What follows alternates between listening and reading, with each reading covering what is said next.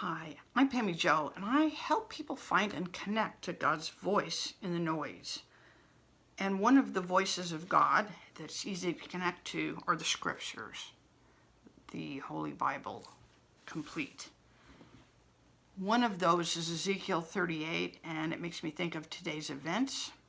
So I've been watching for this all my life, for Gog in the land of Magog to start moving west and conquering. So let's do a little history lesson here over the past few years. Number one, there's a crisis. Number two, this is a medical crisis, a plague, so to speak. Number two, it's treated differently than any plague we've ever had. Number three, it's supposed to go on for a couple of weeks or a couple of months, and these years later, it's still being used. What's the purpose of use? Using fear of death to control people. This is not the first time this has happened in history.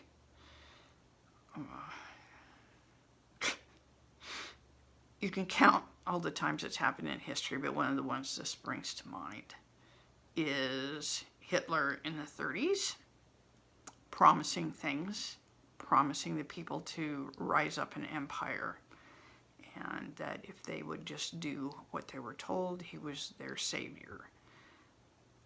This isn't like that, but the invasion reminds me of some of the steps that were taken then. And this man was possessed by a demon out of the abyss. He was on a power trip. He got his power from that spiritual force that was not God.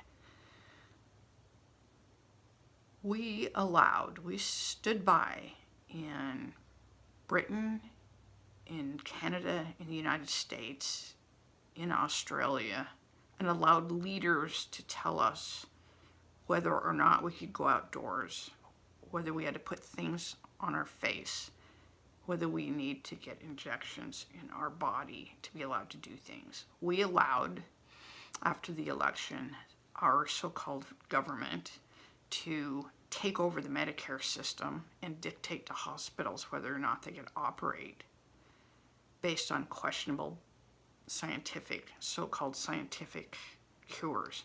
And we did it all out of fear and a corrupt news media that only reports one side.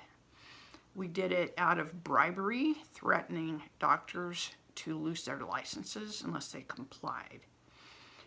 We stood by and allowed a questionable at best election to occur, where one person was ahead at midnight and suddenly, miraculously, completely another person won the next day. And we did not investigate thoroughly that election so that we could put to rest any doubts.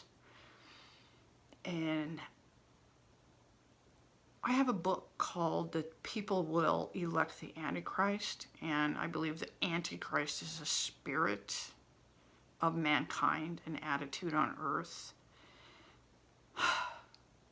So we stood by and we let Canada close people off and threaten them to lock them up. We have talk of concentration camps in our country. We have people told they can't go to work.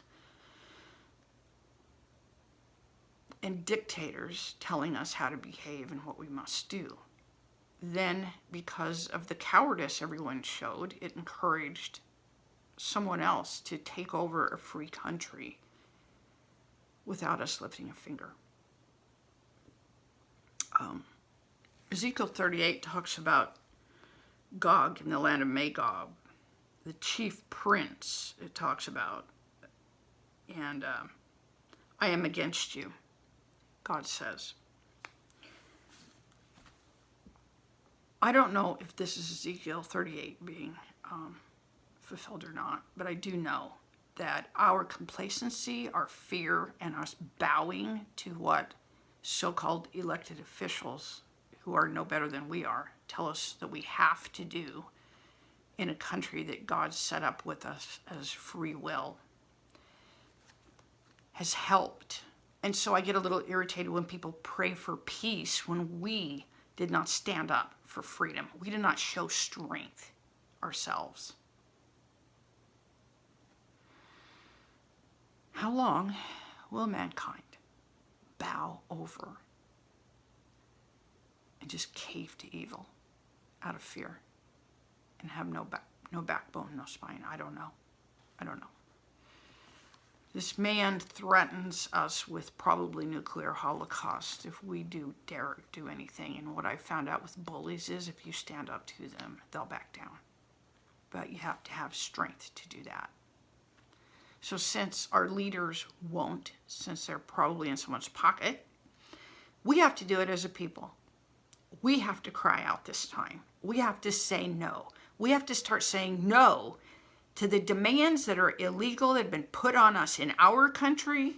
Australia needs to stand up. Canada needs to stand up. The Brits need to stand up. We need to stand up to evil. Whether it's evil spirits, evil people, evil forces, evil behind-the-scenes governments in the world. I don't care who it is. We need to stand up to them. We ask God for help. We aren't willing to be warriors. I am.